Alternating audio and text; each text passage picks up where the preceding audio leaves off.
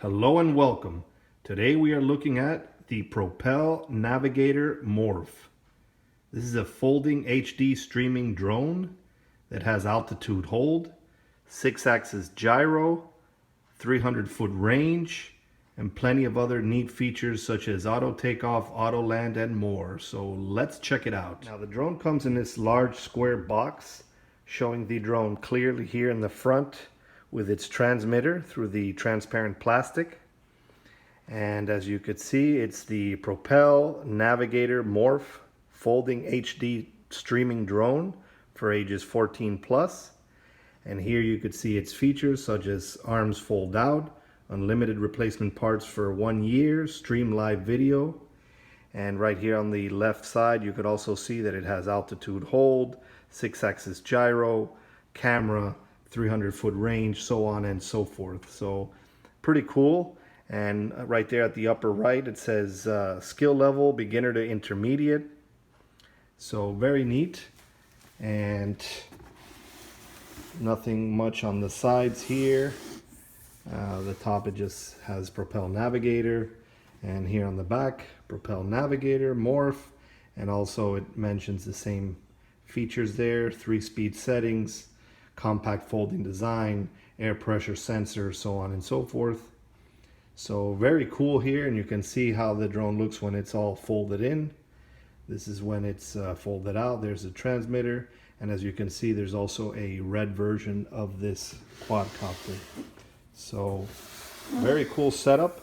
So now without further ado, let's open it up. Let's start here from the bottom, because here are some bags and stuff. So right down here we have some paperwork here, basically the instruction manuals, some cards here, so on and so forth. And then we have a couple of little bags. Basically here are the spare propellers. And then this little bag has the charger, screwdriver, some screws, and the mobile device mount to put on the transmitter. So pretty cool there. And then now let's take out the main box here. Slide this out here.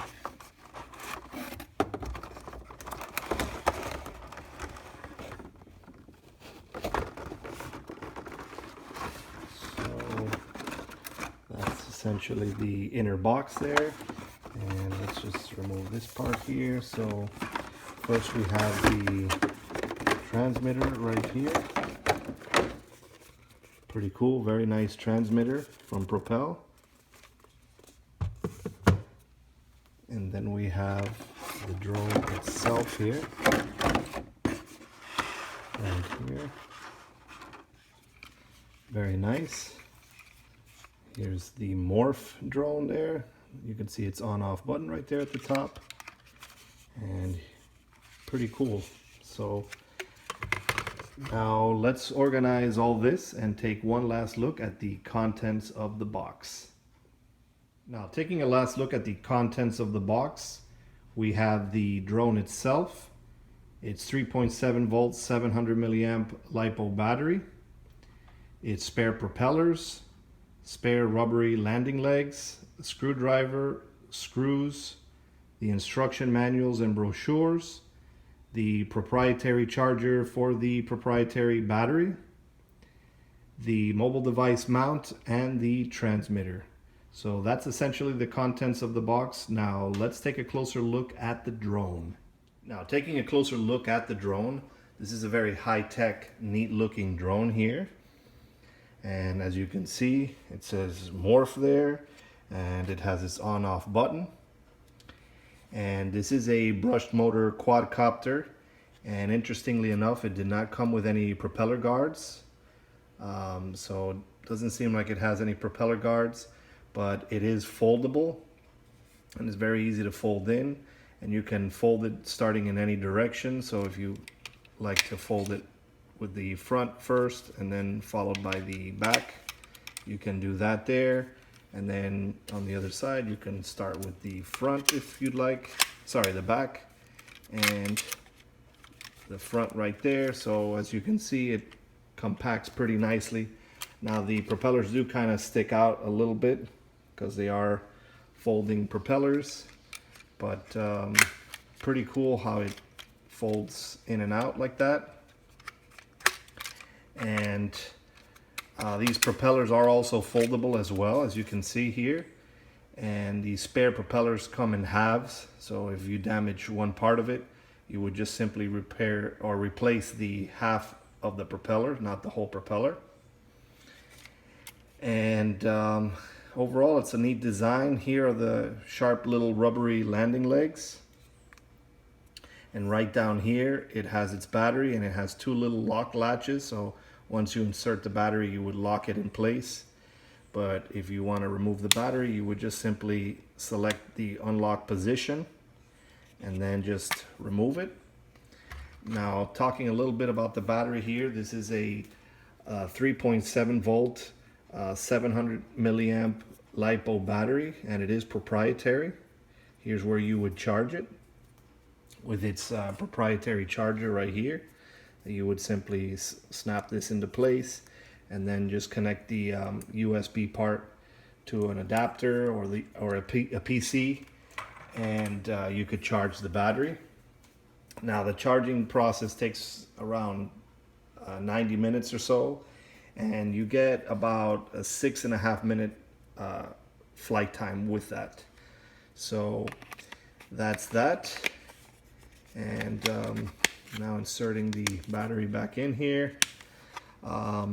This quadcopter obviously doesn't have GPS, nor it doesn't have optical flow, although there may be a model that may have it. It seems like this might have been possibly for an optical flow camera. I know that this quadcopter highly resembles the WL Toys 636. It may be a rebrand of that, and I believe that has versions with optical flow. Now going over the camera a little bit, this is a 720p HD camera, and it is tiltable about 45 degrees, not quite 90 degrees, but quite a bit there, as you can see. And it's not remote tilting, so you would have to tilt that prior to takeoff. And as you can see, it has a couple of lights here in the front and one in the back, so fairly decent for orientation and night flying here. As you can see, pretty bright LEDs.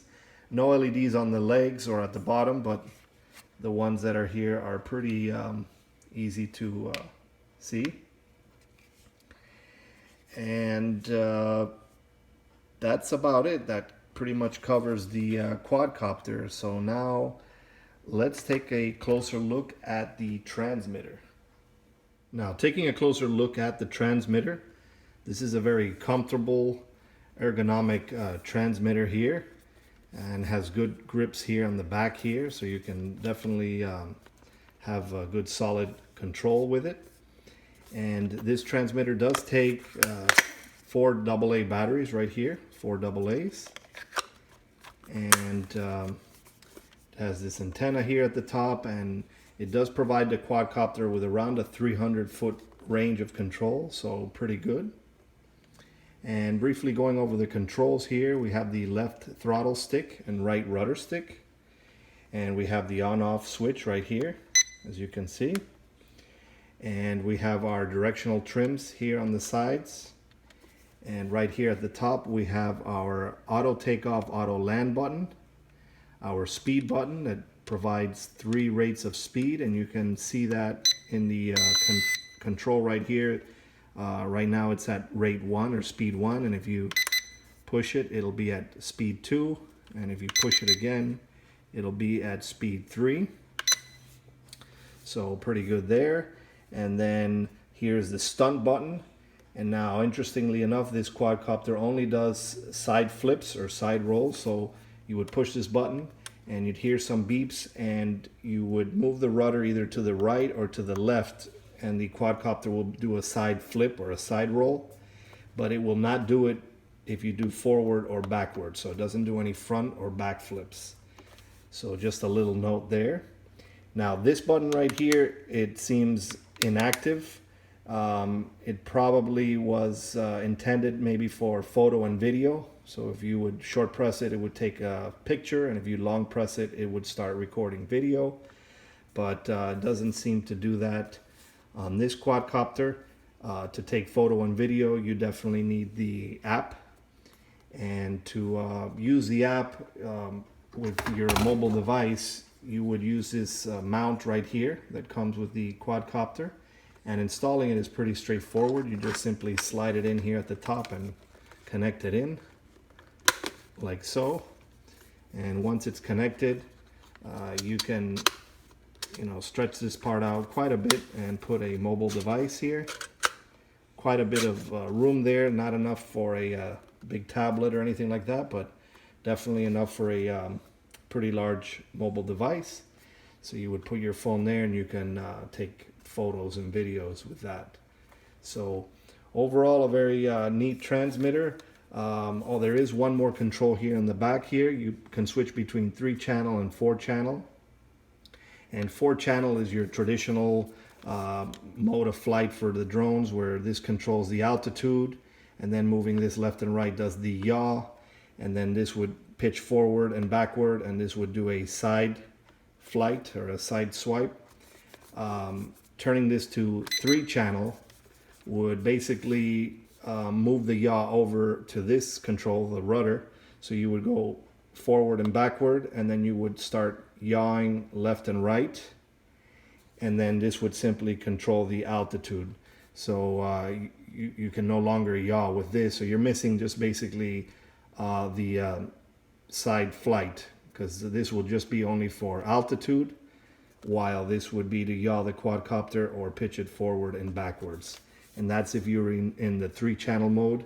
But if you're in the 4-channel mode, you get that additional control where you can fly sideways with the right rudder, and you would yaw with the altitude stick. So that's essentially it for the transmitter.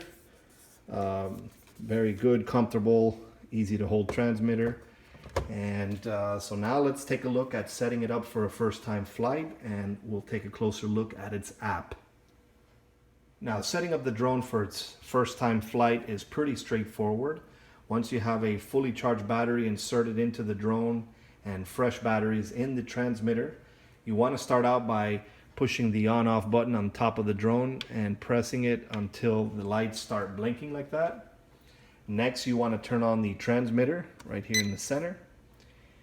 You should notice the lights blink a little differently now. So now you can bind the quadcopter by moving the left stick up and down like so. And after you hear a couple of beeps, you should see the lights go solid, indicating that the transmitter is now bound to the quadcopter. And at that point, a good recommended first step is to calibrate the gyros on the quadcopter. And to do that, first ensure that the quadcopter is flat on the ground and not moving. And then you want to move your left and right sticks down and to the right, like so. And you should hear a beep and see a couple of blinks. And when that's done, the quadcopter should be level and be very steady. At that point, you can now enter your app and your Wi-Fi settings to connect to the quadcopter. So let's do that right now. So once in your mobile device's Wi-Fi settings, you want to connect to this entry right here that says Propel 1780. And initially there is no default Wi-Fi password or anything like that. So you would simply connect to that. And once it's connected, you would launch this app right here, which is Propel 1780. And that's how the icon looks. And it should be in both the iOS and Android app stores. So you would first launch that, and you would be greeted with this screen right here. Now there is some help documentation here within the app, and there are some settings here on the footage quality and parameters, so on and so forth. It's definitely recommended that you have your preview at 720p, which is marked by default. But mainly you want to enter this start right here. So let's go ahead and hit start here. And as you can see, we already have a live feed with the drone right here. Already a live feed, as you can see. And the Wi-Fi FPV range on this is pretty good, somewhere around 50 to 100 meters.